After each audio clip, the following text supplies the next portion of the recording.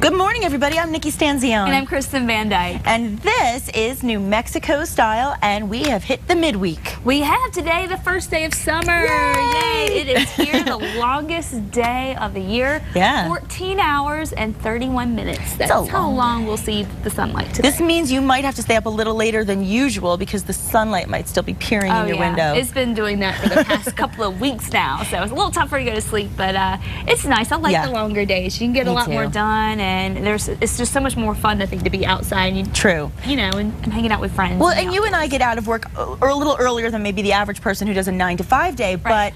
But for people who do those kind of days, it's tough in the winter because you get out of work and you've missed all the daylight. Yeah, you missed the whole thing. And you feel like your day's literally over. Right. Whenever it's really not. I mean, you have a few hours, but yeah. It is nice, and it's very hot, and it is definitely a steamy week. Steamy in all senses of the word. Number one, okay, first let me tell you, you can kick off summer with a kiss. It is officially National PDA Day, and for those of you who do not know what that means, it's Public Display of Affection Day.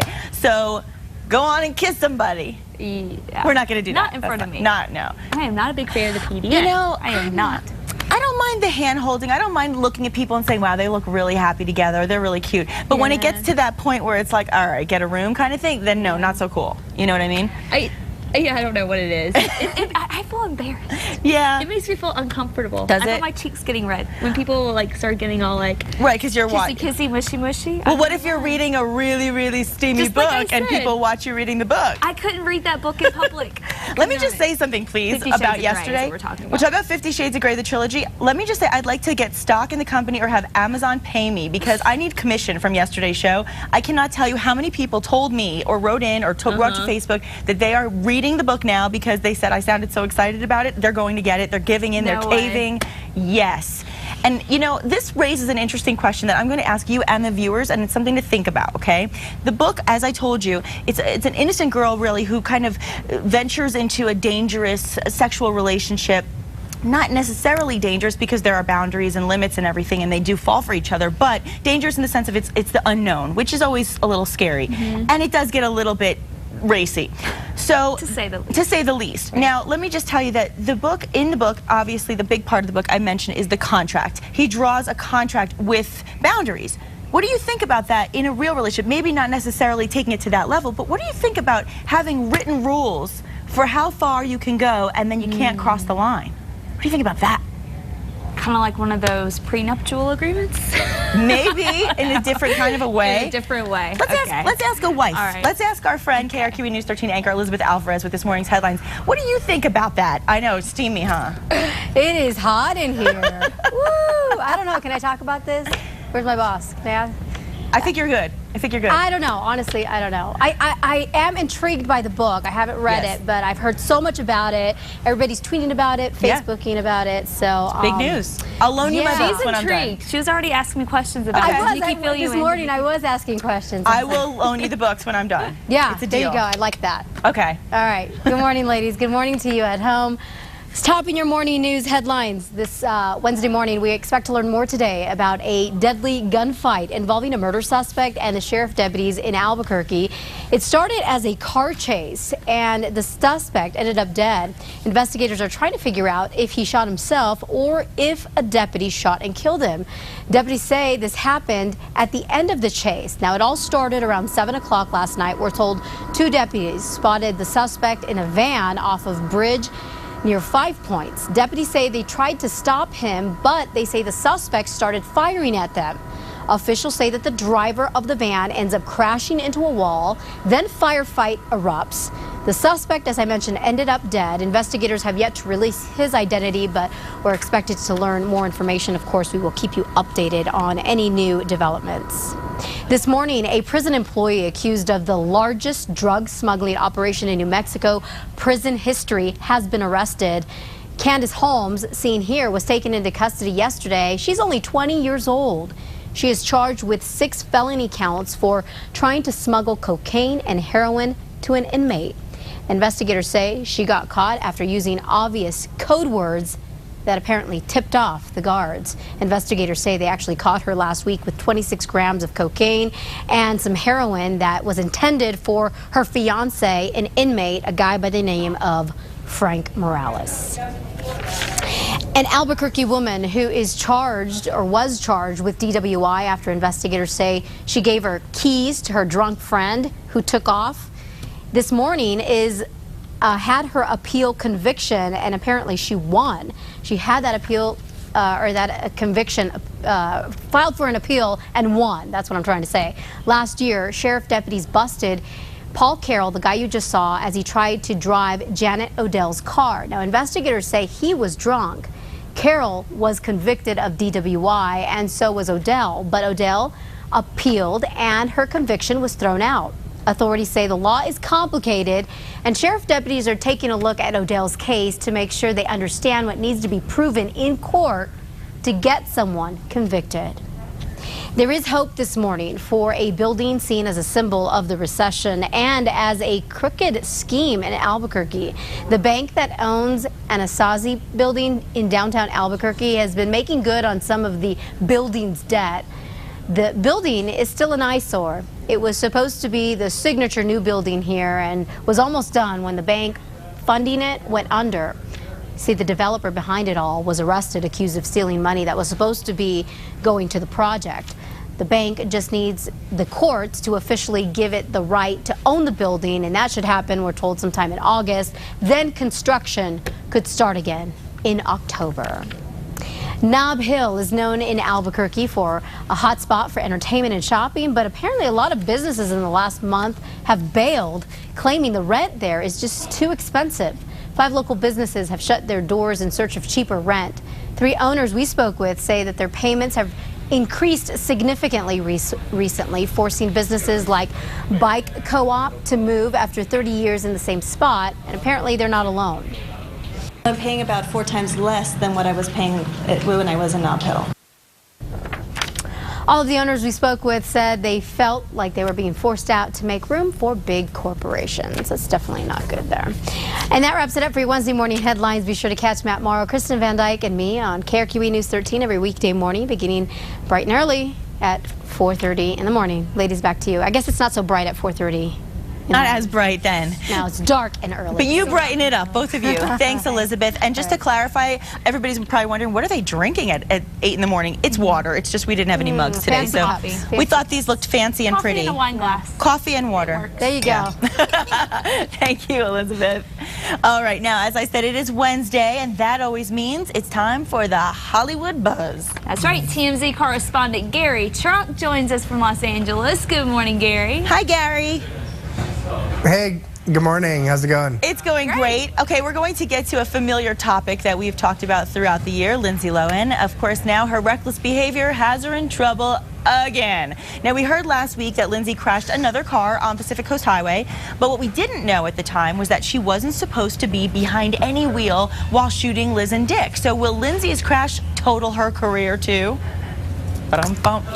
Well, you know, I know, right? This is just another example of Lindsay not following the rules. So you got to get insurance to do production. So when they were trying to get Liz and Dick together, they obviously knew Lindsay was going to be a part of it. The insurance company wouldn't sign on to the production unless the fact that Lindsay could not drive was put into the contract. So she could not drive during the entire production. Obviously, they see every time she gets behind the wheel of a car, she crashes it. She, you know, allegedly hits somebody. She gets pulled over. I mean, she doesn't have a great track record with cars. So they said, basically, you're not driving. Now, the fact that she was driving down PCH when she got in this crash, she was behind the wheel and she was being followed by a production van, means the production obviously knew she was driving. They weren't enforcing the contract. And so that could affect the insurance. Now, as of now, the insurance company has not pulled anything. They haven't made any statements, but it's definitely not a good situation. The producers cannot be comfortable at this moment knowing that they could possibly lose the insurance on everything. Yeah. Okay. Yikes. Does my memory serve me correct? Wasn't she the star of that movie about cars? Yes. Was it Harvey or something? Remember that movie? Yeah, Herbie. Herbie. Yeah, fully loaded. Wow, that's ironic. She's definitely fully loaded now. Yeah. Good one. Good one. I like that.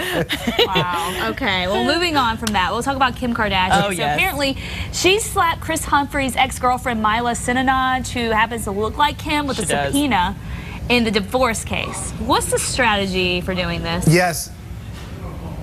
Okay, so basically, now that it's come out that Kris Humphries was actually seeing this girl, Mila, they had a relationship, Kim wants this girl in a deposition because she thinks she may have the key to why Kris is being so difficult in this divorce. You know, Mila may have some inside information, like, you know, maybe Kris said to her one time, hey, I'm really gonna, you know, take it to Kim in this divorce, or I can't wait to get all Kim's money. I mean, little stuff like that. If it was said, Mila, you know, if she repeats it, could be very useful to Kim in the divorce. This is one of the reasons that Kris was keeping Mila a secret, because he looks like the victim if he hasn't moved on yet. You know, if he's moved on to a new girlfriend, it looks like he doesn't care as much. Maybe the relationship between him and Kim wasn't as special, and so his whole thing is that he was, you know, defrauded, and he loves her so much, and he's heartbroken, but obviously he's partying and living it up. So, you know, Kim has issued a subpoena to Mila. We are told by Mila's attorney that she will be complying with the subpoena, but there's been no deposition date set as of now.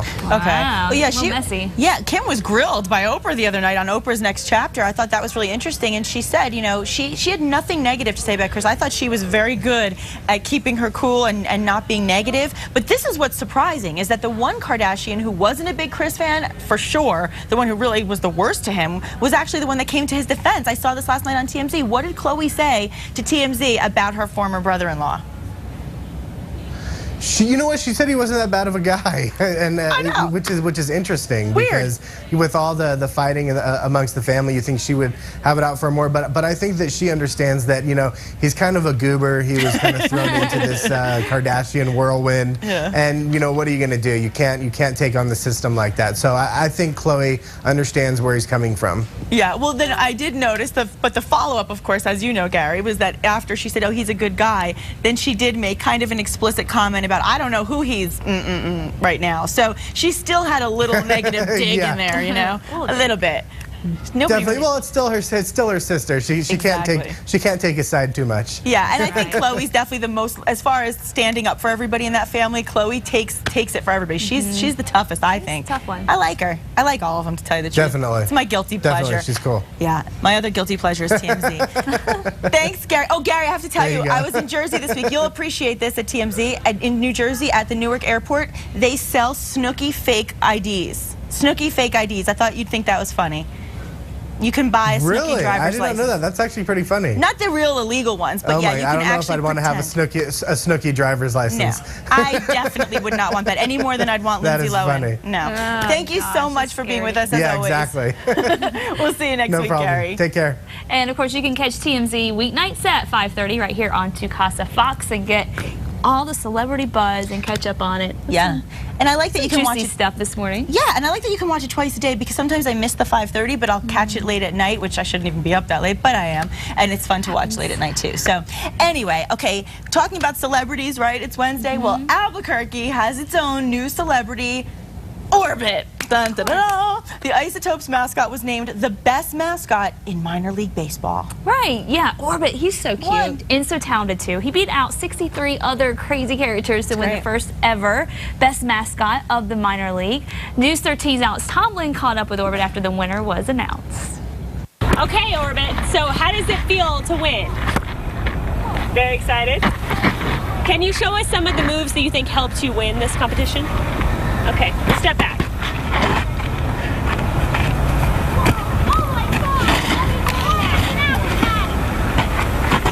Those are pretty good. Those are I can see why you won. So what would you say to the Albuquerque fans who voted for you?